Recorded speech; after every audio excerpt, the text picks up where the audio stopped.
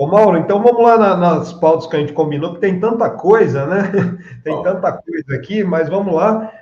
Acho que uma questão importante, né? Hoje a gente destacou também essa possível, e aliás é bem possível mesmo, expulsão do Daniel Zongini, que é o embaixador de Israel do Brasil, né? Isso vai de encontro aos anseios do Lula. O Lula se irritou muito, principalmente com o que foi feito, a tentativa de humilhação do Frederico Meyer, né, que é o embaixador brasileiro em Israel. Ele chega hoje ao Brasil, então o Lula vai conversar com o Meyer, mas na própria conversa com que o Mauro Vieira, que é o ministro de Relações do Brasil, teve com o Zongini, ele já citou, já falou para o Zongini da possibilidade dele ser expulso, né? Então, por isso que está tudo quieto, ele não foi às redes, não falou com ninguém, e mesmo aí em meio a sondagens para ele participar do ato no domingo do Bolsonaro. Mas não, isso não vai acontecer, corre o risco, inclusive, dele já estar fora do país. Vai depender muito da conversa que o Lula e também o Mauro Vieira devem ter hoje com o Meyer, que chega lá de Israel, viu, Mauro? não, se o Netanyahu aprontar mais uma lá em Israel, eles expulsam o cara aqui. E se ele for no ato domingo, eu duvido que ele vá. Se ele for no ato domingo, pega o avião de volta para Israel na segunda. Ah, já sai de lá Acabou a direto. moleza. O governo, acabou a moleza que ele teve aqui com o governo Lula. Acabou. Pois é. E tem uma questão interessante, viu, Mauro? Hoje começa lá no Rio, né? Lá na Marina da Glória, a reunião do G20. E as pessoas não estão falando, mas o Lula hoje tem, daqui a pouquinho, às 9 horas, tem a reunião com o Blinken, e o Lula passa a liderar, a partir de agora, um levante mundial contra o genocídio em Gaza. As pessoas, pouco se falou, né? O grande destaque da declaração do Lula foi justamente essa comparação que ele fez do genocídio feito pelo governo sionista de Israel em Gaza com a matança dos judeus pelo Hitler na Segunda Guerra Mundial. Mas por que o Lula falou isso, né? Eu estou destacando isso numa matéria que o Lula falou isso justamente quando ele foi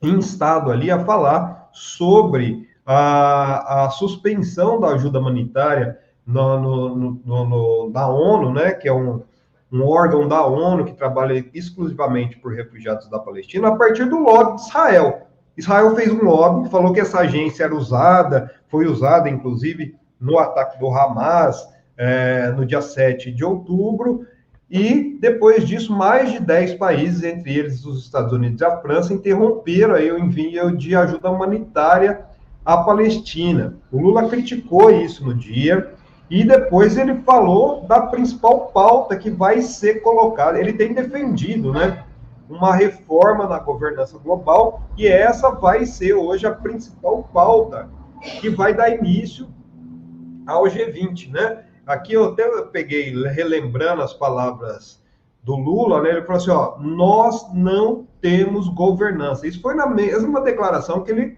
ele criticou Israel, tá? Eu digo todo dia, a invasão do Iraque não passou pelo Conselho de Segurança da ONU, a invasão da Líbia não passou pelo Conselho de Segurança da ONU, a invasão da Ucrânia não passou pelo Conselho de Segurança da ONU, e a chacina de Gaza não passou pelo Conselho de Segurança da ONU. Aliás, as decisões do Conselho não foram cumpridas por Israel e tampouco foi cumprida a decisão do Tribunal Penal no processo da África do Sul.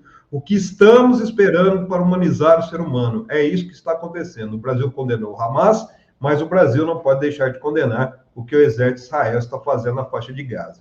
Dias antes ele falou dessa questão no Cairo, né?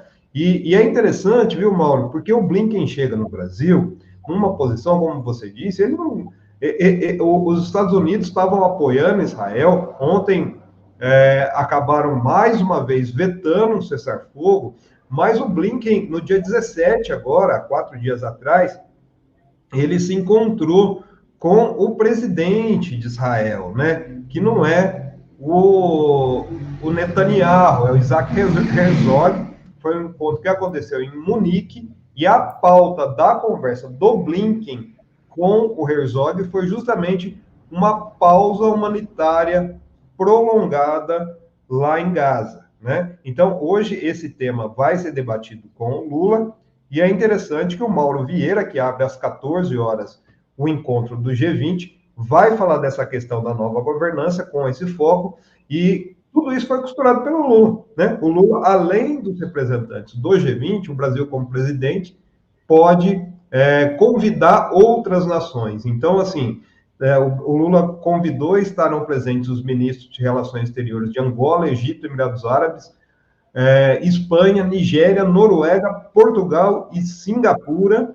Vão ter representantes também da Bolívia, Paraguai e Uruguai, e uma série de organismos multilaterais, inclusive os da ONU, para iniciar esse debate. Então, essa questão que o Lula colocou e que alçou ele aí a essa discussão, né, no cenário mundial sobre o genocídio em Gaza, vai ser muito usada a partir de agora, até mesmo por essa proposta brasileira de reformar os organismos multilaterais que vem aí desde o fim da Segunda Guerra Mundial, né, irmão? Este é um ano muito especial para o Brasil e para o governo Lula, né? O Brasil, como o Plínio falou, está na presidência do G20.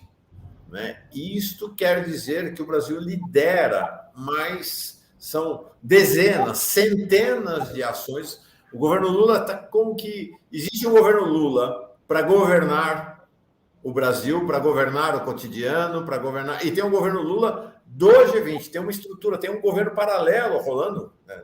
No melhor sentido da palavra, que não pior, tem um governo que tem um orçamento próprio, tudo, tem uma estrutura, todos os ministérios envolvidos com a reunião do G20 têm equipes próprias para o G20, desde a presidência aos ministérios, às estatais, tudo. Então, é uma operação, talvez a operação mais complexa que o Brasil já teve do ponto de vista internacional, com sede aqui no Brasil. É mais complexa do que a histórica reunião da ECO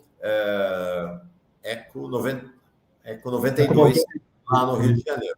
Né? O auge desta presidência do Brasil no G20 acontece em novembro, quando aí, hoje são os ministros das Relações Exteriores, hoje amanhã, aí de 15 a 20 de novembro, vão estar aqui os chefes de governo, presidentes e primeiros ministros dos países do G20, mais, como você falou, né, Plínio, os convidados. Inclusive, vai ter feriado no Rio de Janeiro, né? Porque vai ser um negócio, a cidade vai parar nesses dias de 15 a 20 de novembro, vai ser feriado na cidade do Rio de Janeiro, porque o evento é um evento de uma magnitude rara, realmente muito, muito importante. É uma prioridade. O Lula anunciou, né? Lembra, quando o Brasil foi escolhido, o presidente do G20 falou, vai ser numa reunião ministerial, ele abriu a reunião dizendo o seguinte, é o evento mais importante do governo em 2024, todo o governo vai voltar e se preparar para isso. Então, muito relevante mesmo.